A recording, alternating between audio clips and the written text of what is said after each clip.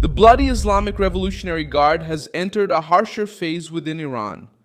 This Monday, May 4th, 2026 reports indicate new attacks against members and structures linked to the regime, while Tehran tries to hide signs of internal deterioration and at the same time faces brutal military pressure from the United States in the Strait of Hormuz. The so-called Immortal Guard appears in this scenario as a resistance force that tries to show that the regime no longer controls everything, not in the streets, not at the bases, or in the information space. I'll tell you all about that in a moment, but right now, you'll want to be subscribed to the channel to stay well informed with real-time information in the best journalistic quality you've ever seen. Milson Alves, the standard for credibility. The main point is simple. The Revolutionary Guard, which for decades was the most feared arm of the Iranian regime, is now being attacked within the very nation it swore to control. In recent days, reports have emerged about actions in cities like Yazd, Zanjan, Kazvin, and areas near Tehran. Some of this information is still circulating amid wartime conditions, with conflicting versions and no full confirmation yet, but the overall picture is clear. The fear has changed sides. The structure that used to watch, arrest, and suffocate the population is now trying to figure out where the next blow will come from. In Zanjan, the explosion that killed 14 members of the Revolutionary Guard became a symbol of this new phase. The official version tried to treat the case as an accident with leftover explosives, previous attacks, but the public record of the episode itself shows the extent of the political damage to the regime. Agents killed at once in the midst of an information war and suspicions of suicide or sabotage. The news appeared linked to reports from the Associated Press about the death of these members of the Revolutionary Guard in an explosion caused by bombs left over from earlier attacks. At the same time, attention also turned to Sistan and Baluchistan, where a Revolutionary Guard vehicle was targeted by armed men in Husky, according to a report based on the Tasnim agency. The Iranian version says that there were no deaths and that the attackers fled, but the political point is different. Even in monitored regions, the Revolutionary Guard has become a direct target. It's no longer just about individual protests. The Revolutionary Guard, which was the first to use violence, now faces actions against its own security branch. The Immortal Guard, mentioned by opposition channels Indigenous, complains about the attacks in a message. The idea is to show Iranians that the regime can block the internet, monitor calls, surround neighborhoods, and set up checkpoints, but it can't silence everyone.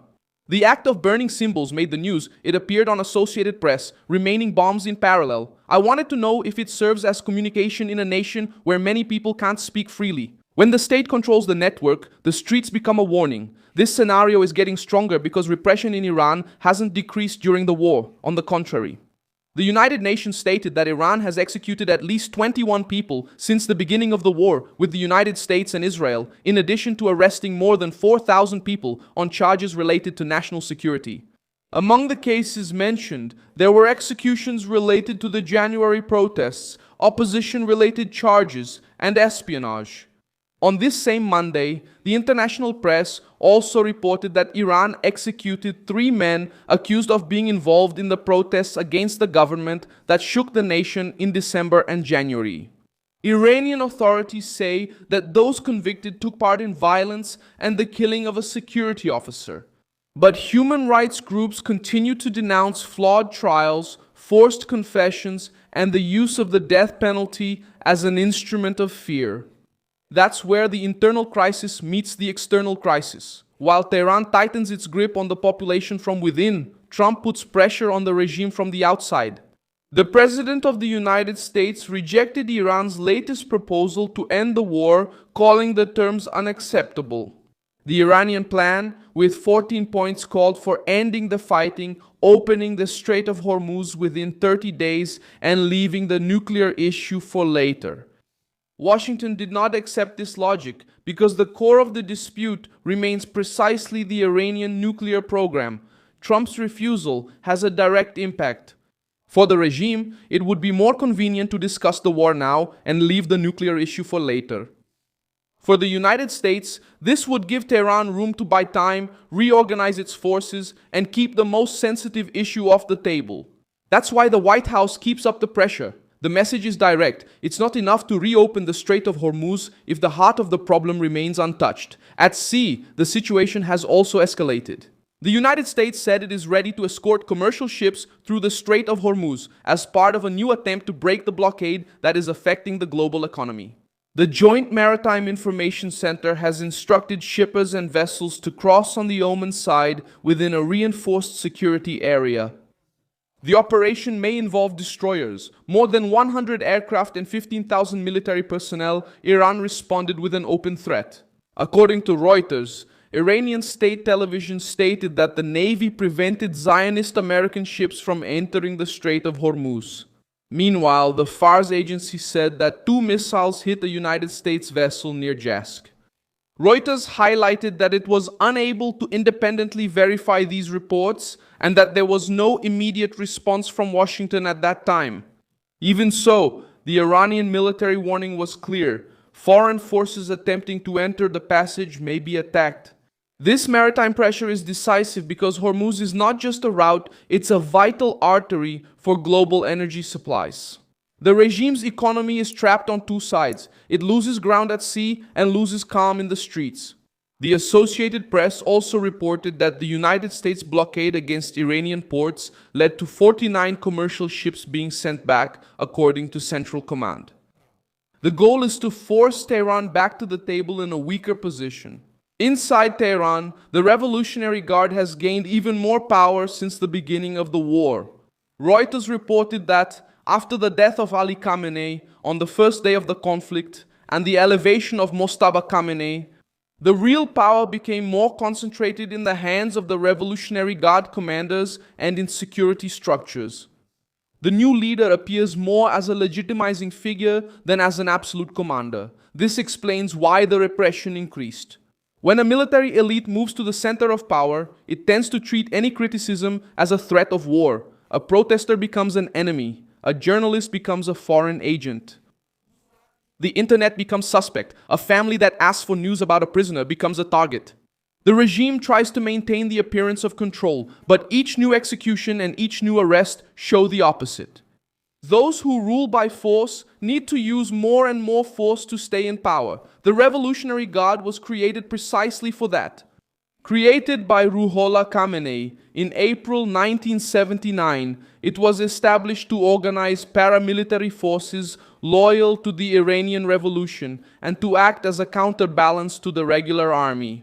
Over time, it became the most powerful structure in the Iranian armed forces, subordinate to the supreme leader, and increasingly embedded in security, the economy, and politics. The record shows that this force did not grow to protect the people, but to protect the regime. In 2009, when millions of Iranians questioned the re-election of Mahmoud Ahmadinejad and denounced fraud, the response was repression.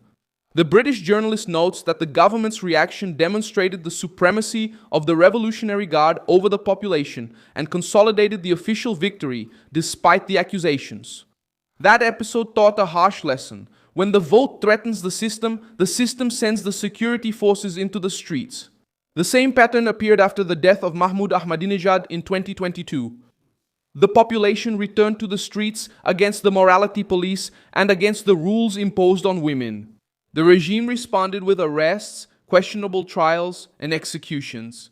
Now, in 2026, the difference is that the repression is happening within a larger war with restricted internet access and economic pressure. The history of other nations shows that regimes based on political police can seem solid until the moment they start to crack from within.